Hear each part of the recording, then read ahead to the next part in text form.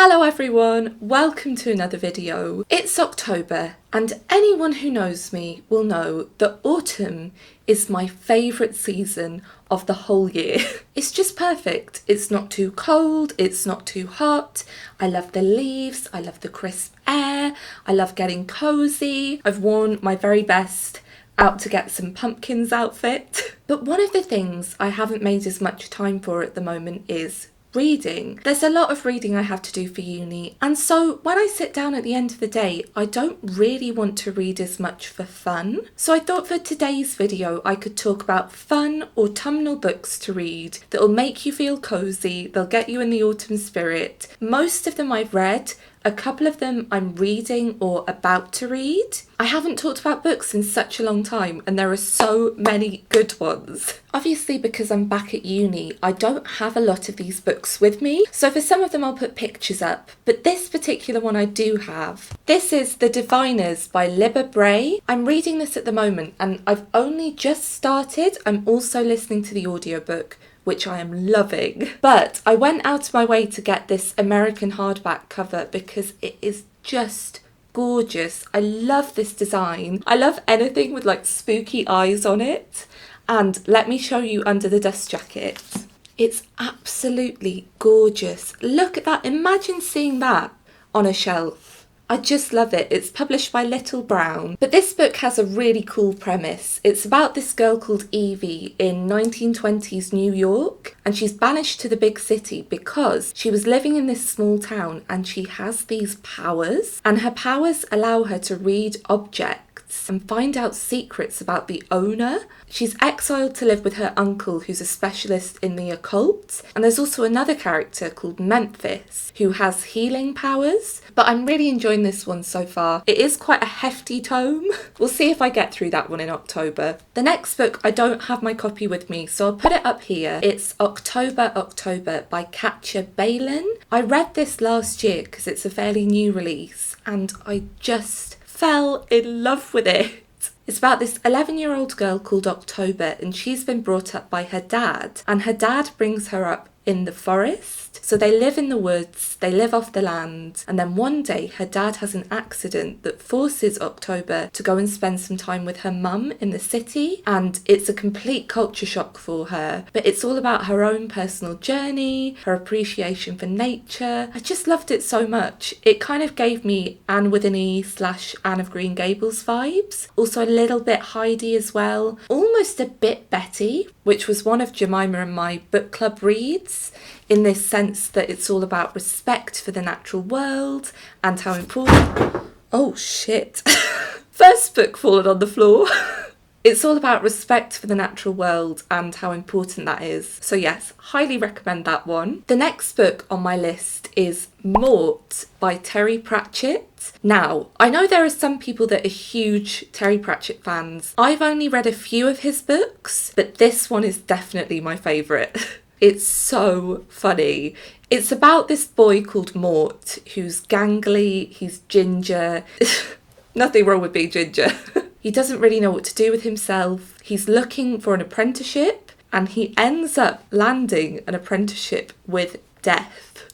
As in the Death, the Grim Reaper. Genuinely, if you want a book that will make you laugh out loud, definitely read Mort. I read it years ago and there are still lines that stick in my head because they were so funny. I got it from the library, but I had to buy my own copy because I just loved it so much. And it might even be time for a reread soon. Next up we have a graphic novel. Pumpkinheads by Rainbow Rowell was released a couple of years ago and I instantly fell in love with it. It is beautiful. It's illustrated by Faith Erin Hicks, and honestly the pages just scream autumn. It's the kind of book you can sit down and read in one sitting, so it's perfect for a rainy day, if you want a nice cup of tea, get all cozy. And it's about a girl and a boy that have been working together on a pumpkin patch every single year, and this is the last year that they'll be doing it together, and it's just so lovely. It's a really lovely book and I really recommend it. We then have The Night Circus by Erin Morgenstern. This is one of my favourite books of all time. It's so atmospheric, it's so autumnal, and just in case you haven't heard of it, it's about this magical circus that turns up at night and it just appears. But reading this book is just the most transportive experience. Like, you really believe you're in the circus. It's the kind of book that you can just get sucked into completely and just completely forget where you are. There are also some really delicious autumnal food descriptions. I just love it. I love it so much. I'm going to have to do another reread of that one. The next book on my list is Gingerbread by Helen Oyeyemi. I read this book last year and it's really weird, but still good. It's kind of one of those really bizarre reading experiences with magical realism. It's about this girl called Harriet and her family. They live in this big apartment. What's really special about them is the entire family has this incredible gingerbread recipe that's been handed down through generations. And by giving it to people, they can almost ensure that those people will like them. But what's really interesting is where Harriet grew up doesn't exist. Like, it can't be found anywhere. It's almost another world in a way. And that's what makes the book really interesting, because she's worked for this organisation called the Gingerbread Girls, where all these girls have to wear these bonnets, almost like a whimsical Handmaid's Tale, but gingerbread based. It's really intriguing. I've never read anything quite like it. But again, if you love tasty food descriptions, this one is perfect. This could also be a nice late autumn book, because obviously gingerbread is quite Christmassy, although no one wants to say that word yet. So this could be a nice November read as well. The next one on the list is actually a book that I haven't read yet. So this is Something Wicked This Way Comes by Ray Bradbury. First off, I love this cover. I had to hunt down this particular cover online and it's coming soon and I'm so excited.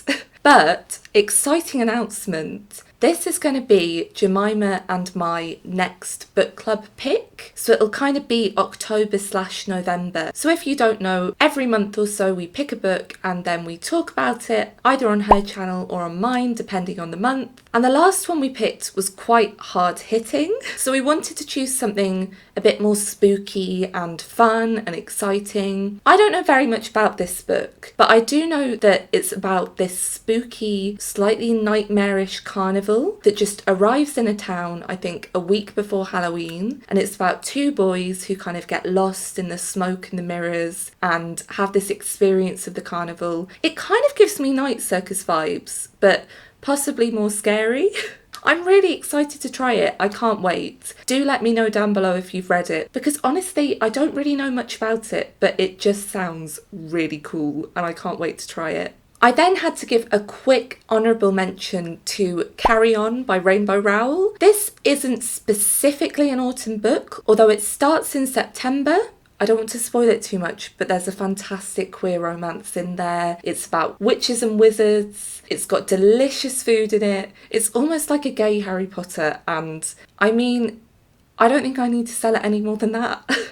I then had to mention an old favourite. I couldn't do this video without mentioning this series. It's The Worst Witch by Jill Murphy. I got these out of the library and a second-hand bookshop growing up, and I just loved them. Jill Murphy really sadly passed away a few months ago, which is what prompted me to go and get the books again. And I might even try and do like a binge read of them and just sit down and try and read as much as I can, because I love these books so much. Again, let me know if you've read them. They really do hold a special place in my heart.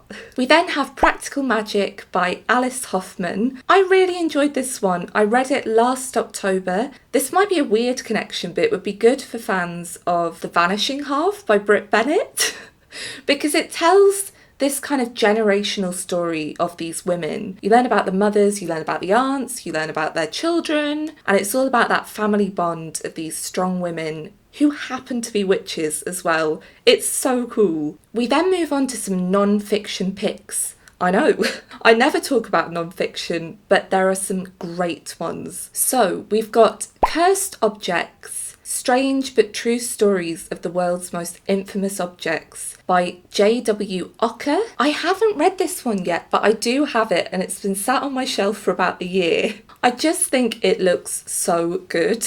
And I think it does what it says on the tin. It talks about true stories about cursed objects. I mean, how cool does that sound? We then have a poem for every autumn day. This is a really nice one. I tried it last year and it literally has a poem per day, so you can flip to the date and read a poem. I love the cover. I think they're doing one for every month. I don't think summer's come out yet, but I have winter and autumn and I really like them. I would say from what I remember they're not the most diverse poems, but nevertheless it is good if you want to get in the kind of autumnal spirit and autumnal mood, and I did enjoy them. We then have this absolutely awesome book, and I don't often use that word, but the moment I saw this, it was in our clearance section at Waterstones because I think there were a few ink streaks on some of the pages, which makes sense because it's got so many coloured illustrations, but I had to snap it up. I love it. It is The World of the Unknown, Ghosts by Usborne, and this is one of Usborne's earliest books, but it is so cool and spooky.